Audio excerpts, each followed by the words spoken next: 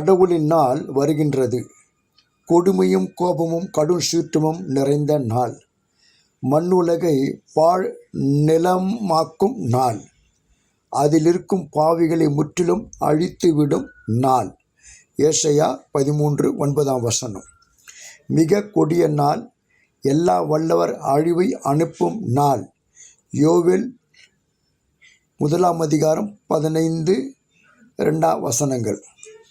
இருளும் காரிருளும் கவிந்த நாள். மப்பும் மந்தாரமும் சூழ்ந்த நாள்.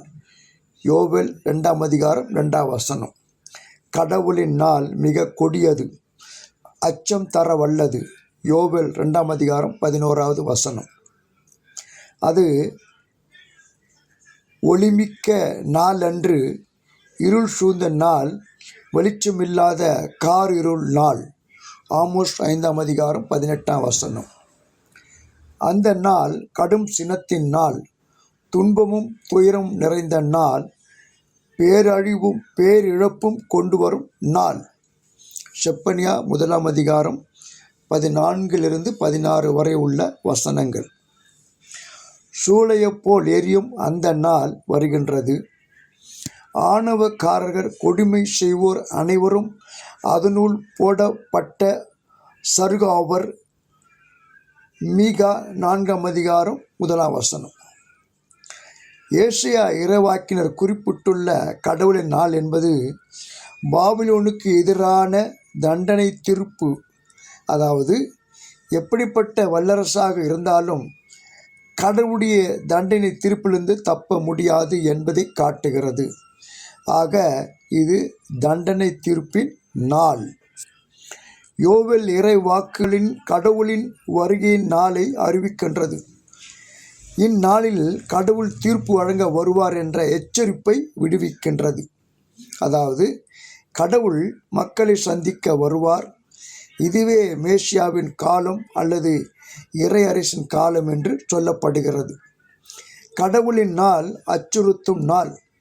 இந்த அச்சுறுத்தலை அதிகப்படுத்த அந்நிய படையெடுப்பை உருகப்படுத்தப்படுகின்ற நாட்டை அழிக்கும் வெட்டுக்கிளிகள் வறட்சி மூலம் எச்சரிக்கை விடப்படுகிறது.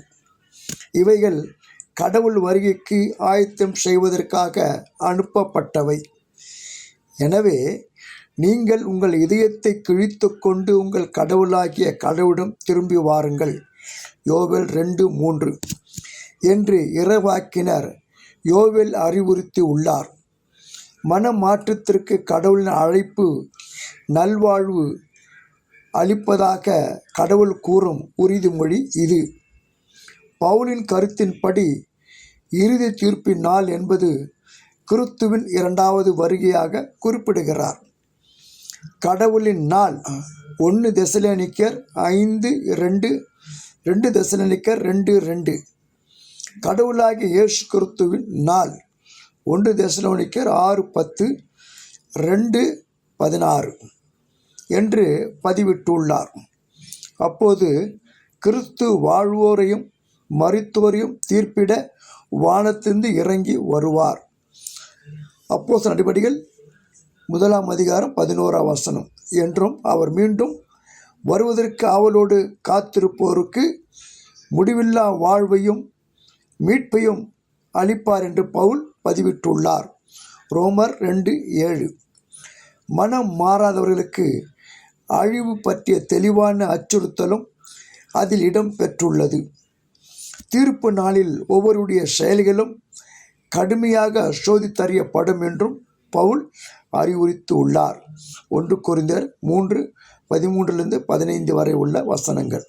அப்படியானால் நாம் அனைவரும் கடவுளின் நாளுக்கு, இயேசுவின் 2ஆம் வருகைக்கு, தீர்ப்பு நாளுக்கு ஆயத்தப்படுவோமா? சிந்திப்போம். கடவுள் உங்களை ஆசீர்வதிப்பாராக. ஆமென்.